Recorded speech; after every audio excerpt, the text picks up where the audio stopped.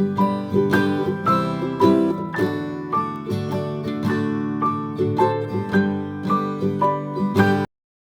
friends, welcome to my channel. My name is Megan. This is my channel, Creating Essence. If you're new here, hello and welcome. If you like this video, feel free to give it a thumbs up. If you want to stick around, hit the subscribe button so you're notified every time I post a new video. Today I'm going to be giving you a kind of review of how my 5th grader school year went, what we started out with for curriculum, what we ended up with, and how we used what we got. So if that sounds like something you're interested in, stick around. So, first of all, we use a core curriculum of Abeka. I have used this since she was in kindergarten. That's what I ended up going with. I was a teacher before I had kids, so I liked that aspect, but I knew I could tailor it to be exactly what they needed, so it would never be too rigid. But we've kind of stuck with that over the years, but this year we ended up straying quite a bit. And I think this next year we're going to have a pretty different workload as far as books and curriculum. So I will start with math. We used, it's a little worn around the edges because it's been used for a whole year, but Abeka 5th grade math. I only buy the work texts and the answer keys. So these are the only books I bought. I don't get the teacher's guide that is just a script for what to read to your kid and how to teach them, because I know I can do it myself. Abeka does a pretty good job of laying out the day's content and giving a brief synopsis of the concept and letting you teach your kid how they learn best. Apparently, the teacher's guide is a script that will tell you how to teach them, but I just prefer to do it myself. Number one, because not every kid is going to learn the same way that the script is written. And number two, it saves a whole lot of money. So, we also do the lessons themselves quite a bit differently. I will flip the camera around and show you what I mean. Here's an example of a lesson. It gives you the day's new content here at the top of the page. Today it's talking about dry measures, and it gives them kind of these basic things that they need to kind of memorize these conversions here. We typically will go over in our own kitchen, pull out real quick, jars, cup measures, things of that nature, to give a really visual, hands-on, and yet simple and easy explanation for these things. So here it says, green lettered problems are additional practice. In the back of the book, it also has a glossary of terms and homework that each child is apparently supposed to have for every lesson for more practice. And then there is more practice on specific concepts. Point blank, I don't do that. And my kids don't even do the green lettered ones. Here's how we do use it. In the class practice section, it's always a practice of what that lesson taught. We do that, the whole thing, to get a good grasp on the new concept. There's some more of it there, and more of it here. This is a little bit of a review of the liquid measures that they did the day before. Just a small bit touching on that. So I like that it goes back and has a bit of a spiral learning method, and it brings back around things to keep looking at. But on the back side of the page, it goes into review of all sorts of concepts from the year, and then here's the homework assignment. So, as you can see, I choose one thing from each section for her to do. The story problem. I will circle what I want her to do on each page. And it looks like here I circled A. Well, she did the story problems because I circled the whole section. And a lot of times I'll just circle one story problem. And if she gets that correct, she's done. When we go through on corrections, if she has it wrong, I will help her figure out what she did wrong here. And then she'll do this next one herself as practice. They usually are a similar concept, so I don't really feel the need to make her do both of them. So as long as she can do one and show me that she has that concept down, then that's fine for me. Same with the division. It looks like I circled this one, and I can tell from lots of erasing there that she probably had to have a few tries on it, which makes sense because if it was wrong on the first run through, I would have helped her figure that out. And then she would have done this one herself. So we go through the rest of it. She had to do an averaging problem. She gets that one right. She doesn't have to do that one. These ones, because she'd already done all of those things, multiplication, addition, and mind you, this is at the beginning of the year, so even though this is 5th grade, this is pretty simple for 5th grade, but this is lesson 16. So, and all of these, greater than, less than, equal to, it was really easy, and it was just the first time it had reviewed that concept for the year, so I let her do the whole section. But that's kind of how we do everything with. They have general review lessons scattered throughout, and I will just pick and choose what I want her to do on there, usually with the same method, 1 or 2 of each concept. Show me you know it, you don't have to do the rest. And we'll do the whole thing that way. This, again, new content we go over together. Then she does the class practice. And on the back, only select ones that I choose for her. And we just continue to go through all of our lessons that way. We do not do math tests. The test booklets do not automatically come, and I feel that I know my child well enough to be able to look at her progress on things and watch how she does them, let's see, and be able to tell that she has a grasp on something and not give her a test so she can specifically say, I know this. I can watch and see when she's consistently getting every problem correct. Then I know she knows that, and I don't have to give her a test on it. My approach to testing is pretty unique, but I'm okay with that. My kids in general are not great test takers, and that's okay. If they can prove to me on a consistent everyday basis that they know their stuff, I don't feel the need to give them a sheet of paper and tell them, prove to me that you know this right here on the spot. It doesn't work for us, and I'm okay with that. So next up, we have language. Becca's 5th grade is God's Gift of Language B. A lot of this is working toward the more formal writing. And it has, it goes pretty methodically through things,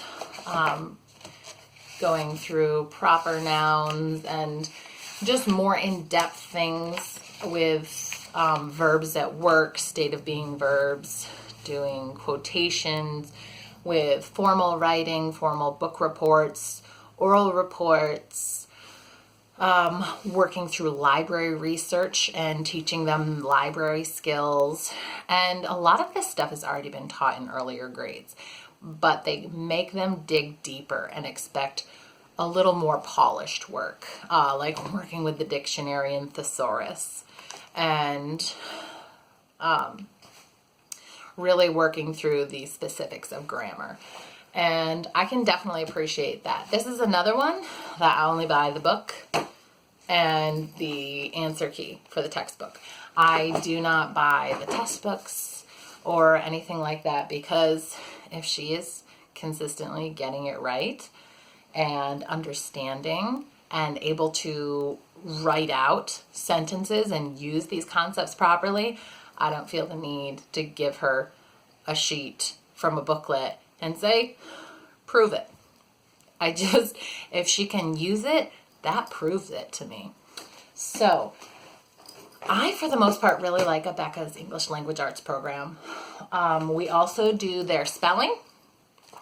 The difference is we don't actually do their activities that they have in here. They're kind of dry. I find them to be inefficient as far as teaching the kids actual words. So my kids, how we use this is they will go through, and the first day of a new list, they will read and then spell aloud and then say the word again to me. So I can teach them pronunciation, and we can go over syllables or special sounds and anything that might be tricky to kind of help them iron that out in an auditory processing way. And then the second and third days, they will write each one out. And after second grade, we don't do penmanship. So when they do spelling, that writing needs to be in cursive and it needs to be neat. If they aren't, then it doesn't matter. I tell them, if I can't read this clearly, it might as well be wrong. So do it again. I'm a meanie like that. But I really value cursive and I value penmanship. So if I'm not going to give it to them as a separate assignment, they're going to do it right in their spelling. So, pardon me, on the fourth day of practice, we typically do something fun, whether it be a word search or a crossword puzzle that I do or that I make using like generators, puzzle generators online, or plugging the spelling list into Spelling City, and they give them all sorts of games and things to play, things like that, just to use the words a new way. And then the fifth day we'll give a test. Sometimes they'll say on the fourth day, can I try taking a test today? Instead, just to see if I can get it, because I feel confident. And I'm always happy to do that for them, even if it means testing again the next day because they didn't do so hot. But that's how we prefer to do it. And pardon me, I really like their spelling. I like that it uses words that go along with, that they'll see again used in their language for that week. So it's not just random words. It's things that go along with whatever they're using in their language that week. And for testing, I read the word aloud. I say it in the sentence, and they write it down on paper. Any word that they get wrong, they have to write correctly 5 times after that. So if they get more than like 3 out of 30, in fifth grade it's 35. I believe in my son's third grade right now, I think he has 20 to 25 words in each list. If they get more than about 3 wrong, then we practiced the list for a couple more days, because that kind of tells me that they didn't really have a firm grasp on whatever it was that list was covering. And that's fine. I'm happy to go at whatever pace they need and help iron those things out. So that is what we use for those. Next is history. This is Becca's history book for 5th grade, Old World History and Geography from a Christian Perspective. Now, I honestly have always found Becca health, history, and science to be lacking. Always. And I kind of from the start, right from kindergarten when we start using it, supplement. Just use Becca as a jumping off point. And this year, once I had 4 full-time school-age students, it just was too much to do all that and to be constantly supplementing everybody's work because Becca was such a gloss. But 5th grade suddenly is just enormous amounts of reading every single day. And it is dry. And it is just memorizing dates, people's names, countries.